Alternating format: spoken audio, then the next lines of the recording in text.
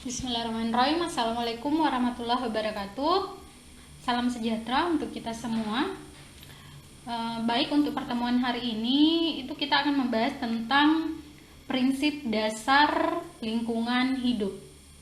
Teman-teman di sini pasti sudah pernah mendengar ya tentang istilah apa sih itu lingkungan, kemudian komponen-komponen apa saja yang terlibat dan proses apa saja yang terjadi di dalam lingkungan kita sehari-hari. Nah, untuk itu hari ini kita akan membahas tentang lingkungan hidup jauh lebih dia.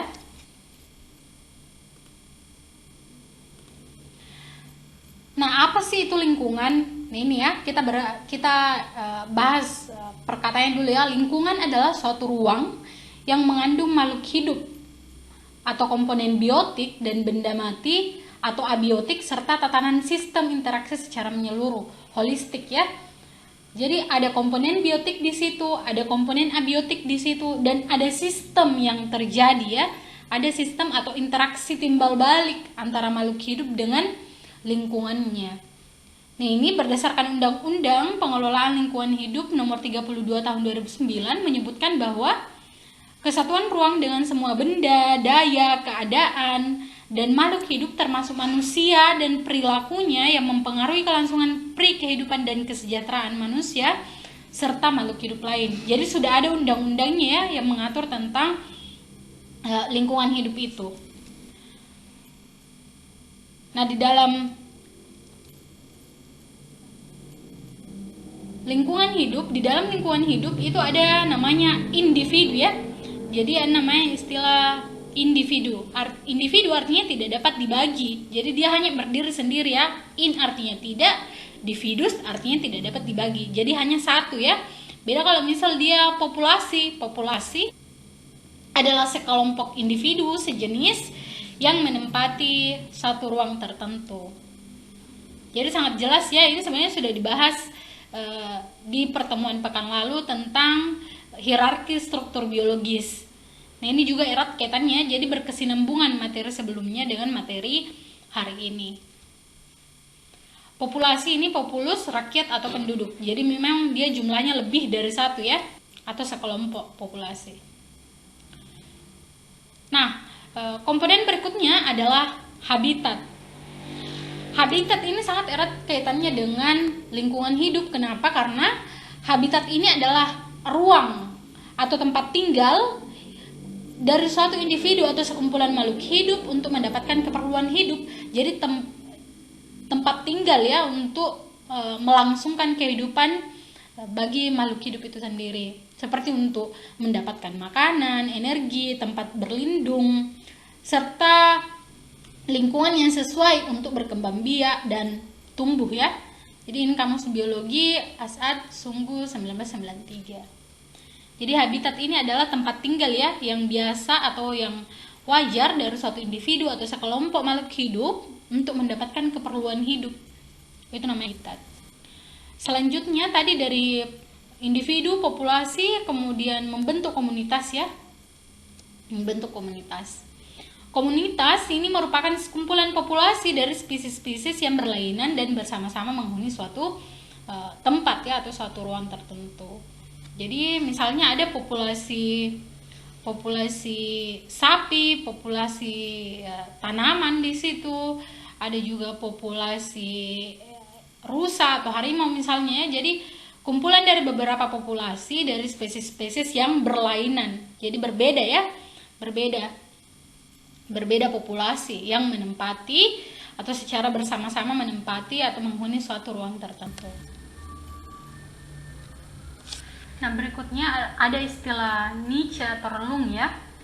Nah, relung ini lebih inklusif sifatnya, lebih dalam ya, yang mana dia artinya tempat makhluk hidup berfungsi di habitatnya. Tentang bagaimana cara hidup makhluk hidup itu, bagaimana dia survive, bagaimana dia mencari makan, bagaimana dia bekerja dan beraktivitas dalam kesehariannya, atau peran ekologi makhluk hidup tersebut di lingkungan sekitarnya. Nah, dalam ekologi, seluruh peranan dan fungsi makhluk hidup dalam komunitasnya dinamakan relung ekologi. Jadi ini ya, relung itu merupakan bagaimana makhluk hidup itu berfungsi, bagaimana makhluk hidup itu bertahan hidup, bagaimana dia berperan dalam hidupnya.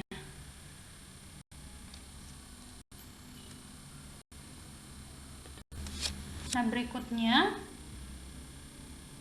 ini adalah ekologi. Jadi ekologi adalah ilmunya ya, ilmu yang mempelajari tentang hubungan timbal balik antara makhluk hidup dan lingkungannya. Jadi disiplin keilmuannya ya, di biologi itu juga terbagi menjadi banyak sekali cabang ilmu biologi. Nah, salah satunya itu adalah ekologi. Ekologi yang membahas ya ini ya, hubungan timbal balik antara makhluk hidup dengan lingkungan sekitar. Nah, berikutnya ini adalah ekosistem. Jadi ada komponen abiotik, ada komponen biotik. Nah, komponen biotiknya itu adalah yang makhluk hidup, baik hewan, tumbuhan, manusia, mikroorganisme lainnya.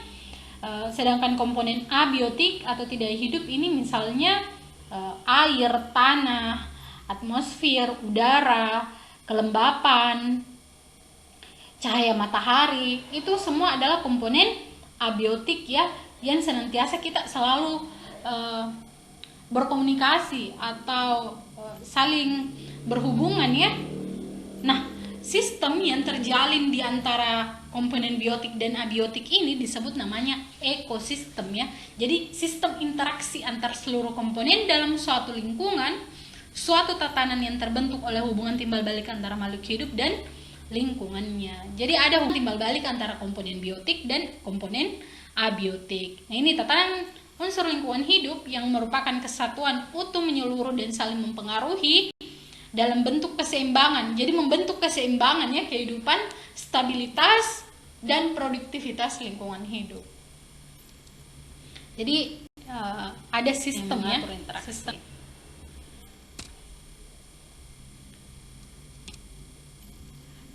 Nah, keanekaragaman hayati atau biodiversity. Nah, kita ini Indonesia ya khususnya, kita ini terdiri dari banyak sekali kepulauan ya. Jadi kita tersusun dari beragam banyak sekali pulau, sehingga membentuk atau menyusun banyak keanekaragaman ya, keanekaragaman makhluk hidup maupun lingkungannya yang beraneka ragam, karena dia membentuk satu spesifik ya, satu karakteristik tersendiri di satu wilayah dengan wilayah lainnya. Jadi ada karakteristik yang unik di setiap wilayah itu. Nah, ini kekayaan hidup di bumi berupa tumbuhan, hewan, mikroorganisme, dan genetika yang dikandungnya serta ekosistem yang dibangunnya menjadi lingkungan hidup. Ini ya.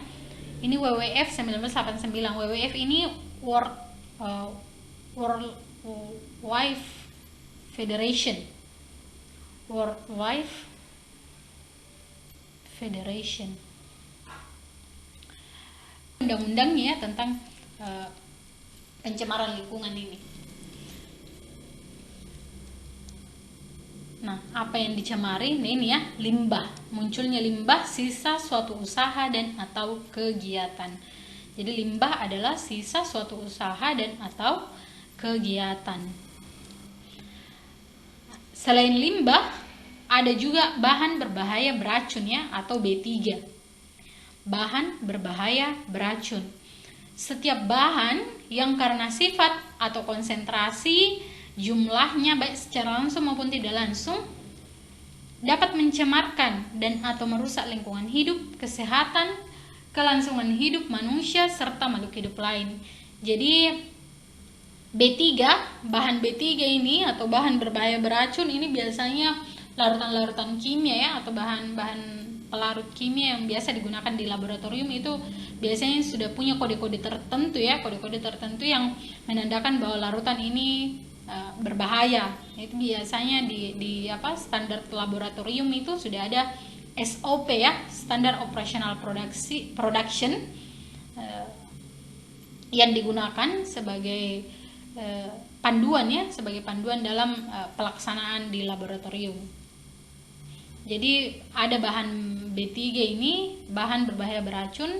Setiap bahan yang karena sifat atau konsentrasi jumlahnya baik secara langsung maupun tidak langsung dapat mencemari dan atau merusak lingkungan hidup, kesehatan, kelangsungan hidup manusia serta makhluk hidup lainnya.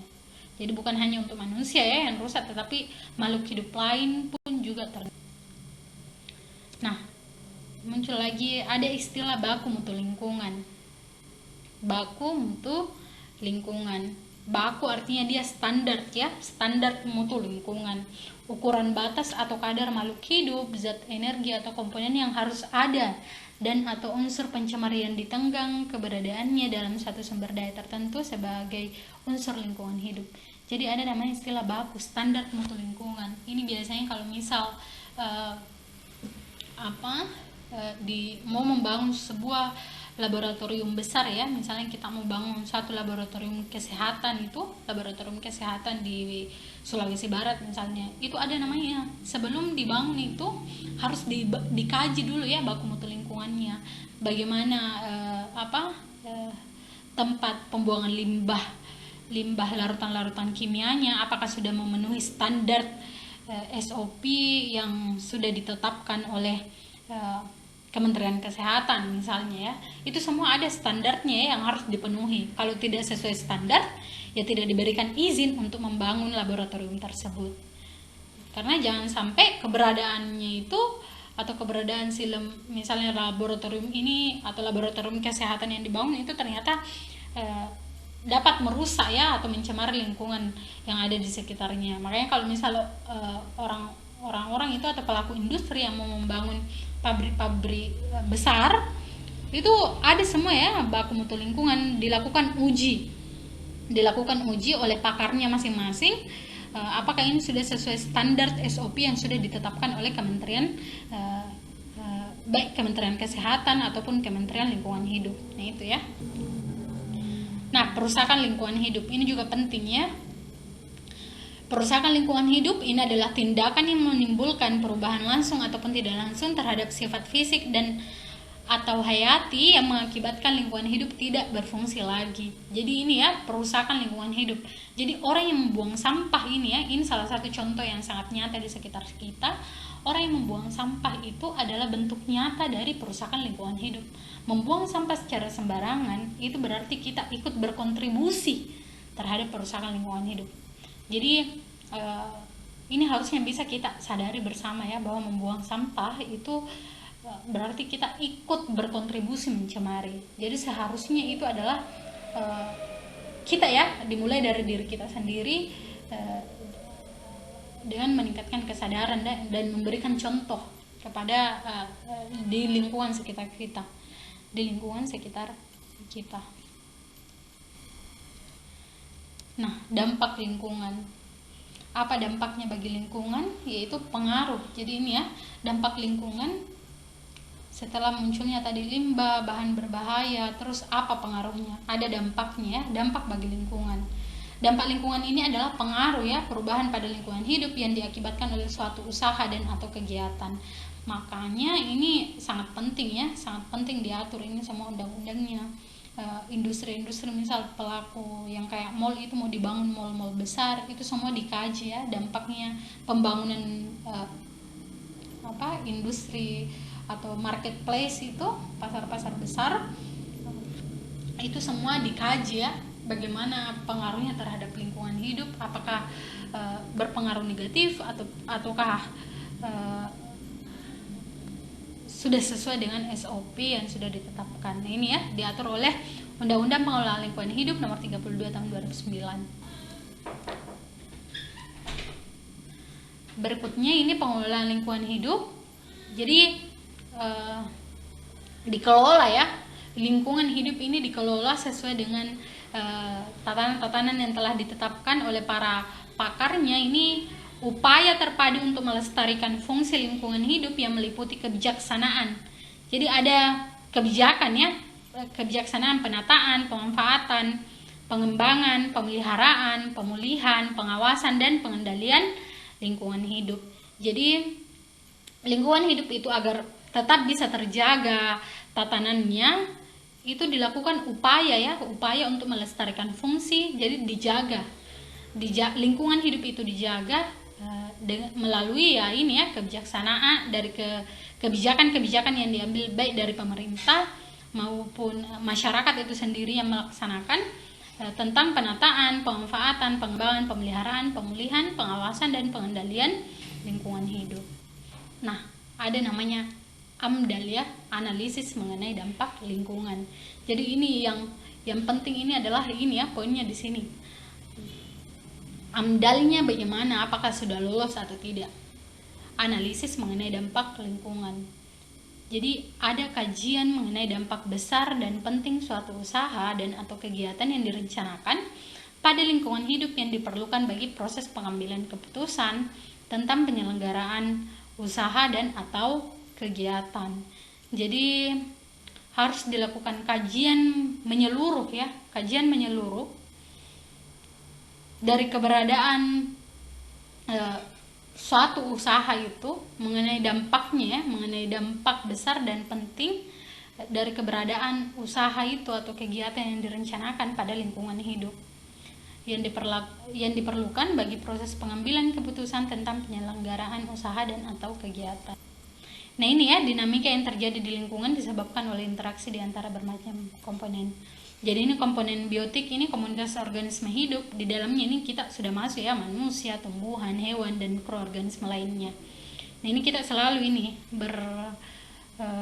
berhubungan timbal balik dengan komponen air, atmosfer, udara, litosfer, ini bumi dan tanah, dan kelembapan udara semua ya, ini masuk komponen abiotik.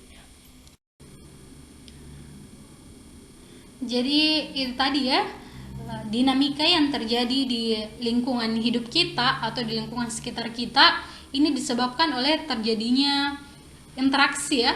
Jadi terjadi interaksi antara berbagai macam komponen, baik itu komponen biotik dan ataupun biotik ya. Jadi komponen biotik dan abiotik. Jadi sangat kompleks terjadi ini komunitas organisme hidup dengan lingkungan sekitar kita. Saya rasa cukup sekian untuk hari ini. Dan lebihnya mohon dimaafkan. Jika ada yang ingin ditanyakan silahkan dibahas di grup ya, di WA grup, silahkan ditanyakan. Cukup sekian untuk hari ini. Assalamualaikum warahmatullahi wabarakatuh. Tetap jaga kesehatan ya, dimanapun berada.